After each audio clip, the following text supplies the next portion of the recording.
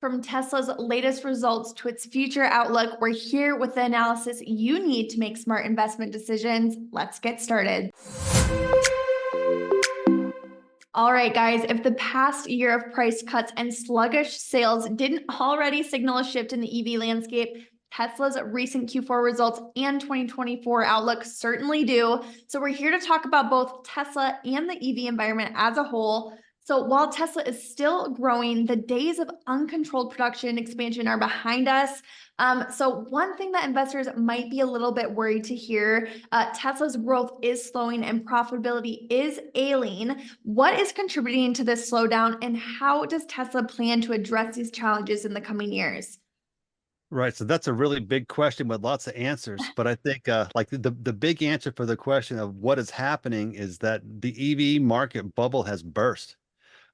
This morning, I'll bring that chart up in just a second. I was looking at a chart of Tesla and Rivian just to kind of get a little bit of a comparison of like how Tesla has been doing versus the OEM startups. We know their bubble burst a couple of years ago. They've been in the pits ever since then. So let's look at that chart and I'll show you what I'm talking about. Right. So if you look over here, the OEM EV craze really started over here. Tesla starts ramping production and we get a bunch of OEM EV manufacturers started coming to market. The market just goes out of control, drives Tesla up, drives Tesla up. And right here we hit a top. This top coincides with the top of the EV OEM market. If you look at the chart of Rivian, I'll pull that one up too. It IPO'd at the very peak of the bubble, and it's only been going down ever since. All right, now Tesla's a much better company. They're making some money. They're established. They still corrected very hard when that bubble burst. Tesla has tried to rebound since then, but now we've got just the EV market in general is just played. The demand has disappeared. In order for them to sustain growth, they're cutting their prices, that's cutting into margins, and that is just nothing but bad news for the stock price. Okay, so one of the challenges here that we're seeing is the lack of charging infrastructure. It's a significant challenge for EV adoption. We've discussed this on some of our other Tesla videos on this channel, but is this ever going to be addressed? And you had mentioned OEMs here. So, what role can the major OEMs play in expanding the charging network? Well, yeah, everybody knows that the charging infrastructure is a problem. You have to be able to charge your cars.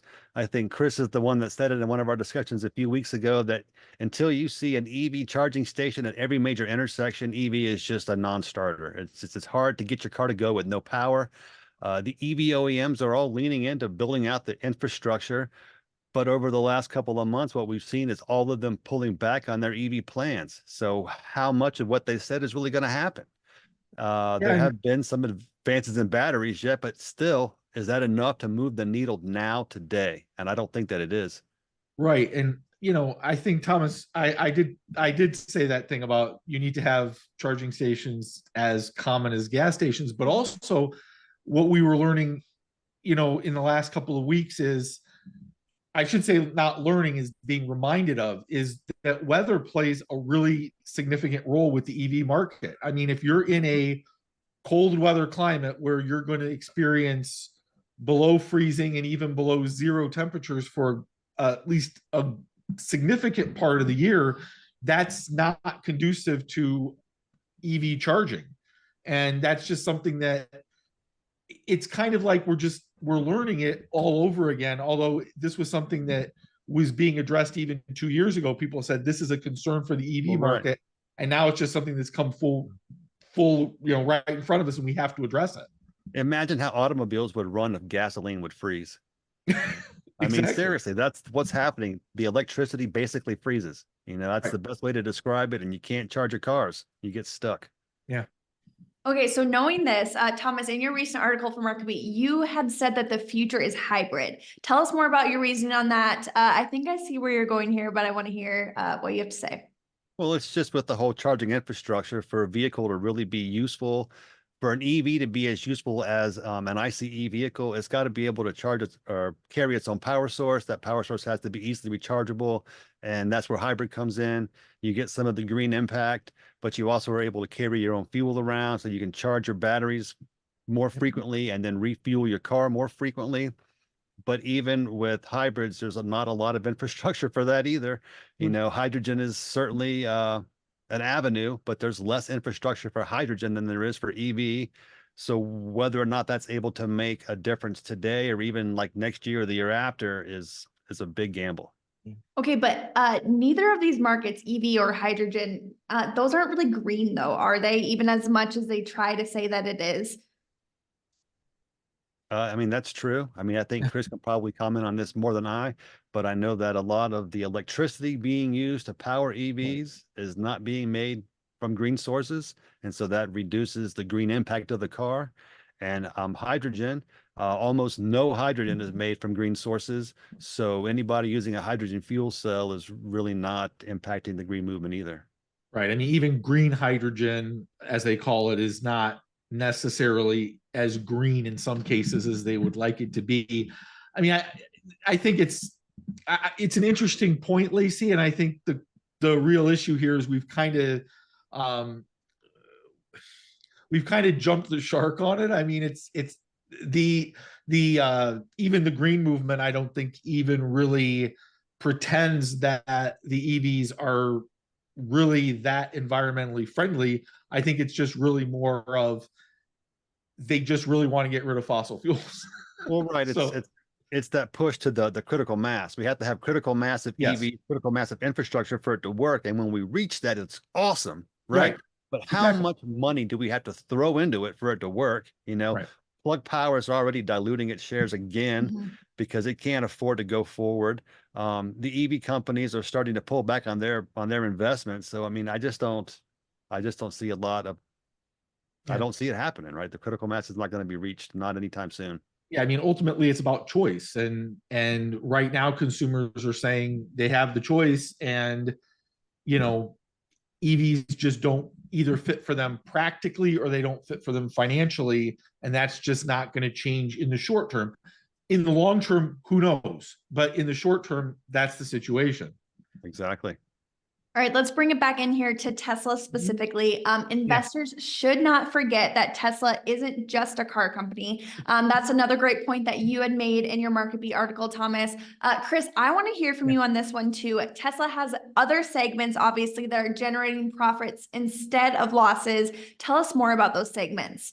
Yeah, and that's kind of the part of the Tesla earnings story that's not getting told a lot. I mean, if you look at um, their services, their gross profits, AI, energy storage, even insurance, and what do they call it? Energy trading and robotics. I mean, there's just a lot of layers to Tesla, and Mhm. those other layers are still doing well. So again, this is more than a car company. That's just factual. So we've seen that analyst sentiment has been a little bit negative lately. Are there specific reasons behind these downgrades and price reductions that we maybe haven't touched on yet in this video? And I'm curious, what do you think about their stock price going forward? Is Tesla going to fall further?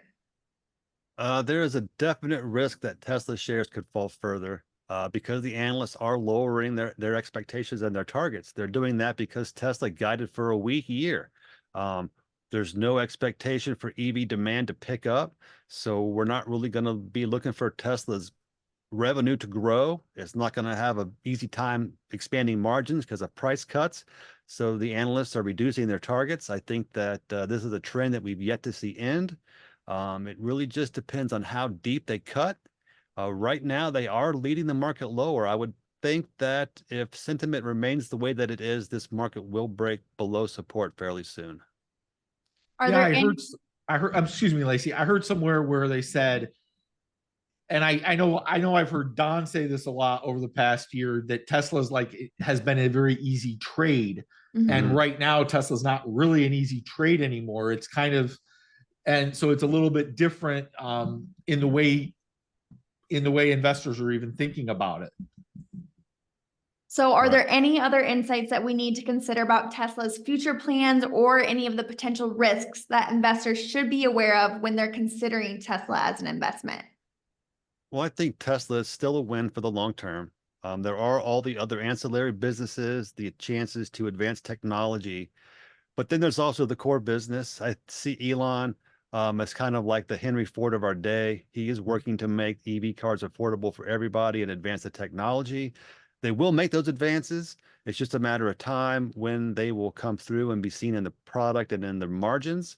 But that could start happening by 2025. Tesla is leaning into some new manufacturing techniques that should cut down on the manufacturing costs. I think they're going to start using those in a more widespread manner this year. And if it pays off, it should widen the margins significantly. All right, Yeah, well, and keep in mind that he's not just doing the lower priced EVs because of, to try to make it affordable for the American consumer, although he is, but he's also doing it because he knows that China is aggressively trying to lower the price of their EVs. So he knows that he needs to keep up with that market as well. All right, well, thank you everyone for joining us today as we talked the Tesla talk. If you found this video informative, don't forget to check out our other videos and resources right here on this channel. Leave us a comment down below if you agree with today's analysis, or even if you have a differing opinion. We'd love to hear it all. Thanks, guys. We'll talk soon.